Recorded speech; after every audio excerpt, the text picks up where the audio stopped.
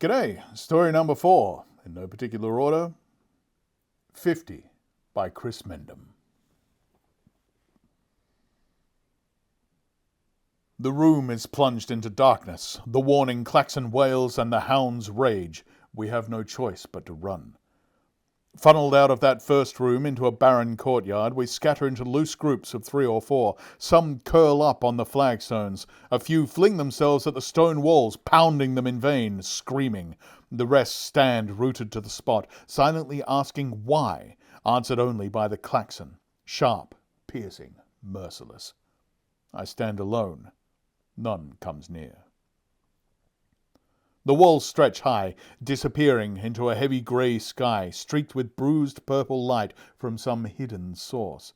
The air is stale, yet sweet relief after the first room.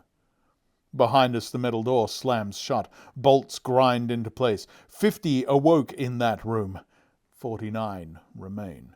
One stayed on her knees, body forward, head smashed into the stone floor, blood pooling beneath her. I seek to remember her face, her eyes. I know I knew her. I'm certain of it, until that certainty fades almost as soon as I thought it. The klaxon dies, leaving only silence. Ahead, another set of doors. They open, metal screeching against stone, scattering sparks. A guttural rasp, barking orders, echoes around the courtyard. We shuffle as one towards the open doors. I struggle to push the shock of the first room out of my mind, try to stop my body shaking. We made choices. I made choices. Nothing good. 49. Watch, blend in, don't stand out, don't draw attention, stay low, stay alive, figure things out. So far I've figured nothing. I push my way forward. I have the edge, strong arms, strong legs. My body does the work. In the first room, I was taken aback by this surprise strength. I'd searched for unreachable memories, to find a justification, to rationalize that which could not be rationalized. But then, as now, I don't even know my own name. Don't question, just embrace. Only self-preservation. That's how I justify it to myself. It doesn't make me feel any better. The next room is scattered with cots, crude crates padded with straw, barely big enough for a child. The sigh of relief rising in my chest is cut short. A quick count. Not enough cots. The first ones into the room start running. They'd figured it quicker than me. I force my way through a panicked cluster as they flinch away from me. I vault over 2 fighting on the floor and sidestep a knot of bodies colliding. Then I see it. I dive back first into the straw, the cot creaking beneath me, and I claim my patch, fists raised, though none come near. In the next cot, another claims her stake in the game, but she doesn't stand ready to defy. She sits, facing me, green eyes, her expression blank, watches me. Unlike everyone else, there is no fear. I have to look away. Across the room, 3 men brawl over a cot. Nearby, 2 women claw at each other's faces, hair and clothing, screaming, howling. Some, safe for now on their cot, shout for calm, for reason. No one lets go. No one listens. They didn't in the first room, and they won't here. From one cot, a ragged man screams, raw and broken, full of regret and fear. At his feet, a blooded man. The blooded man picks himself up and stumbles away. A klaxon. Everyone freezes. I count heads. 3 off the cots. The blooded man, 2 huddled in the far corner. An old man, white beard, and a young woman, ruined shoes. Why doesn't she discard them? Nothing but a trip hazard. It's an odd thought that cuts through my dread. I look to Green Eyes. She stares back. A challenge? The blooded man throws himself at me and grabs me around the throat.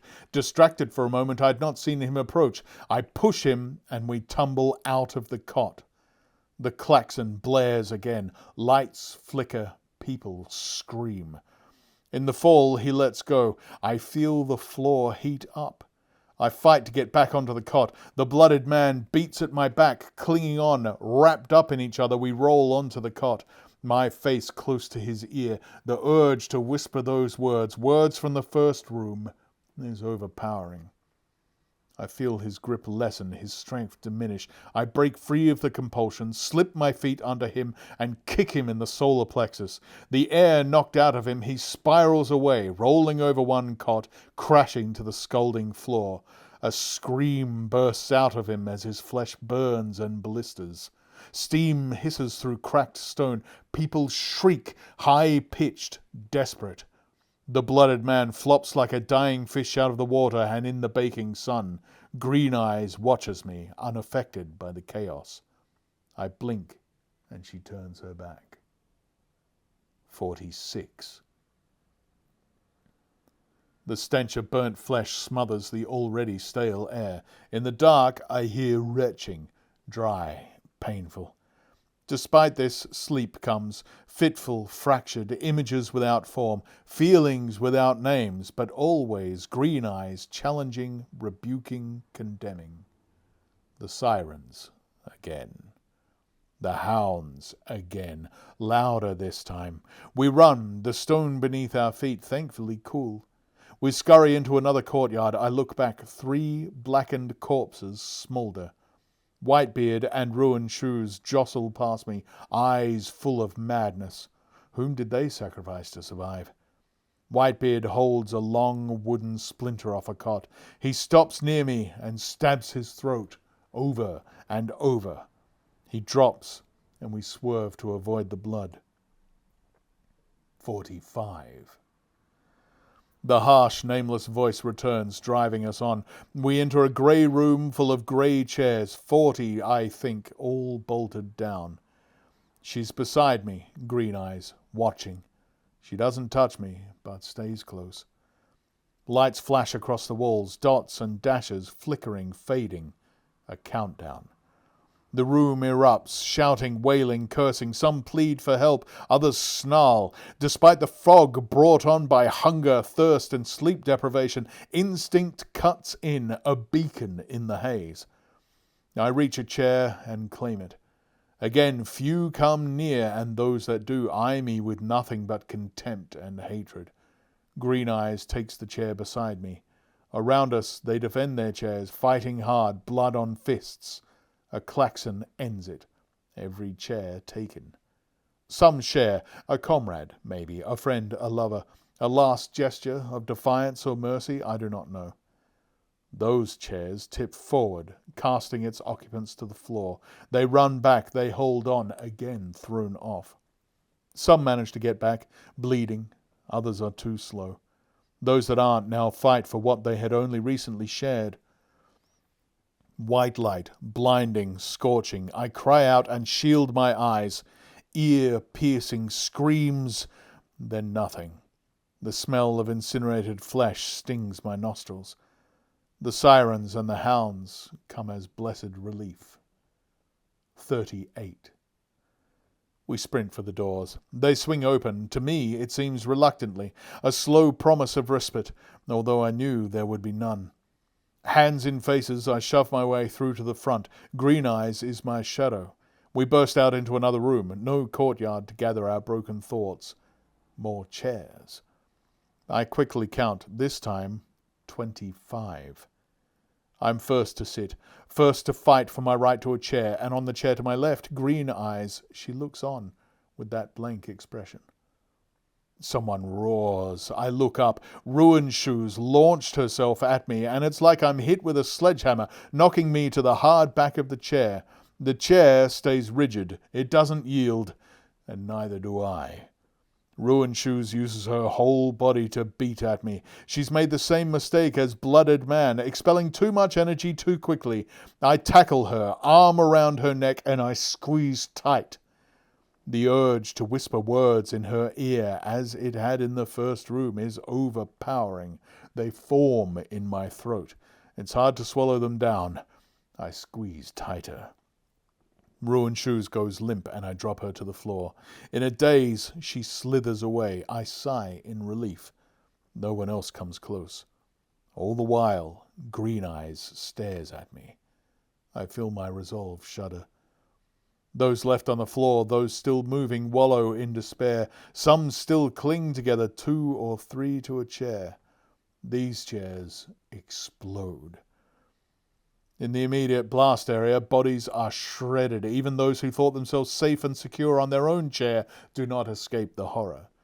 Screams ripple down the row. Bodies flail, impaled by splinters that rip open arteries and puncture organs. Lights flicker, and the pattern continues. Sirens, hounds, harsh commands, darkness. Another courtyard. 10. We stand apart, but Green Eyes stands close. No one speaks. The silence is thick with horror. 2 collapse, their bodies drenched in blood. There's nothing we can do. No one grieves for strangers. It's a wasted emotion, or so I tell myself. The voice orders us on. 8. No fight this time, just a quiet, crushing resignation. 6 cots. No one runs, no one argues. We drift. I climb into the first cot. Straw stings through my overalls. Green Eyes stands at my side. I shift over. She lies beside me. We face each other, saying nothing, eyes locked. And still I read nothing in that stare, at least nothing I like. I expected death. I welcome it. But that cot does not burst into flames or explode. I reach out and touch her face, rough hands rasping over dry skin. With one finger, I gently follow the thin line of her cracked lips. There is no reaction. I feel sleep take hold, and darkness envelops me. The klaxon rips me awake. I swing my legs to the floor, blink into the bright light. No doubt yet another courtyard beyond this room, stained with the stink of fear. Will this ever end? I look down at the cot. Green Eyes has gone. I swivel round. I can't see her anywhere. Then I realize the doors are closing. The thought of being trapped in this room is more than I can bear. Around me, people stir, too slowly. I run to the doors. My body burns, starving, dry, but I still have the edge. After the dark of the room, I have to squint into the brightness from the courtyard beyond. As they adjust, Green Eyes emerges out of the light. I falter. Blood dribbles down her forehead, over her nose, over her parched lips. I hesitate. Others take advantage. Again, I fight. I'm at the front, within touching distance of the closing doors. Green Eyes is bathed in blood, her forehead smashed in, a mass of flesh, bone, and brain. She reaches out and grabs me, and I think she's going to push me back into the room. Instead, she whispers in my ear, words that feed my despair, my words thrown back at me. I shake my head, shake her off. I deny her words. I roar and grab for her. She is mist in my hands. I stumble and fall through the narrowing gap and out into the courtyard. An icy wind cuts through my thin, tattered overalls and shocks me to my core. The others fill the gap behind me, a logjam of bodies. Ruined Shoes is at the front, slowly crushed by bodies and door, hands stretching out to me. I grab her hand. I look into her eyes and see my own reflected back at me. Cold, desperate, selfish. I lunge at Ruined Shoes. Palms crash into her chest. She falls back into the room, into those behind her. She scrambles back up, the door now barely a crack. Her hate scorches me. The doors close. I lean back against them, eyes shut, head tilted to the black sky. Inside the room, the hounds howl, the screams rise. 1.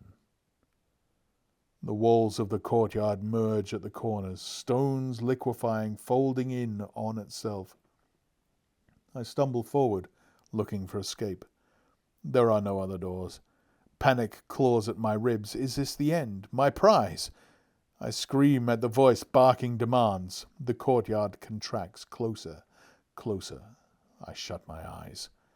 No pain, just more horror and darkness. I reach out, hands slammed into cold stone. A klaxon screams. I clutch my ears too late. Then light. I see him.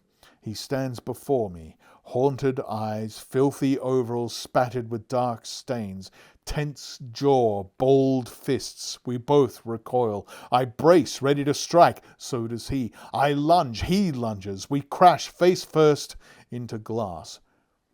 I drop, blood from my nose slick on my hand. He mirrors me. Same wound, same motion. No imitation. Reflection. I stand. He stands. We press palms to the mirror. A sob leaks from me. I watch tears run down a grime-covered face. The mirror slides up. He vanishes. I step forward into darkness. No resistance left. No will. I smell them before I see them. Rank. Filthy. Light floods the room. I see them. 49 faces, scarred, ruined, hollowed out, eyes wide with disbelief. Green Eyes is at my side, whispering words of despair, words of hopelessness, words I used. I am back in the first room, standing alone, holding Green Eyes by her shoulders, mouth close to her ear, the voice barking orders, goading me on. I tried to resist. Around me, 49 terrified people writhe in pain, each trapped in a column of light. They beg me to kill. The voice demands it. I whisper the words. You lied. Green Eyes goes rigid in my grasp. I let go, and she staggered away and dropped to the floor. I watched her smash her head into the stone. We all did. Here I stand with another 49, along with our dark thoughts free dark memories. The miasma of forgetting evaporates.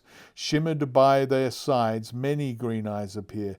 Their faces are different, but their eyes are the same. One by one they approach. One by one they whisper in my ear. I close my eyes, but I can still see their faces. My father. You lied, he said. My sister and my wife, arms outstretched. You lied, they said. My lover, eye sockets empty. My commanding officer, my mother, my best friend, covered in deep scars. You lied, they said. My daughter, green eyes ethereally bright, burning into me as they had in the first room. But now they do not plead. You lied, she said. 50. A klaxon. Lights out. The hounds rage. So it begins again, and the last piece of my humanity snaps.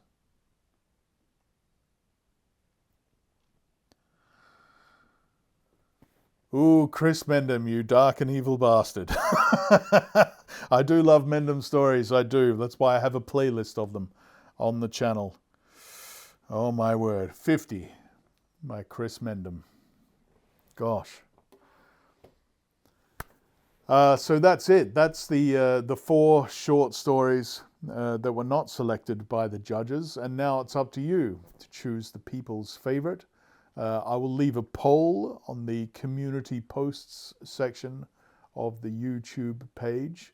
And you can choose the people's champion, the people's winner, the people's choice. And we'll do something nice for the winner. Thank you very much to all the writers. Thank you to the judges. Thank you to you, the listeners. I hope you've enjoyed these stories. As I said, the quality of the writing this year was really good. Despite being one of the judges, I still don't envy the judges their task. Because, wow, it was really hard choosing a winner. But tomorrow, you will hear the winner that was chosen by the judges. I'm not here at the moment. My wife has arranged a short, sort of long weekend holiday for us for my birthday. I've turned 50 on the 24th of July this year. That's why 50 was the theme for this competition. Yeah, I hope you've enjoyed all this.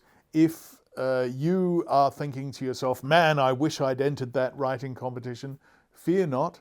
There will be one again the same time next year, July 2026. It will be announced around February or May, the theme and the length. And you'll have all up until the end of June to hand it in, and then at the end of July, the winners will be announced, much like they were this time. Thanks, everybody. Hope you have a great day. We'll see you soon.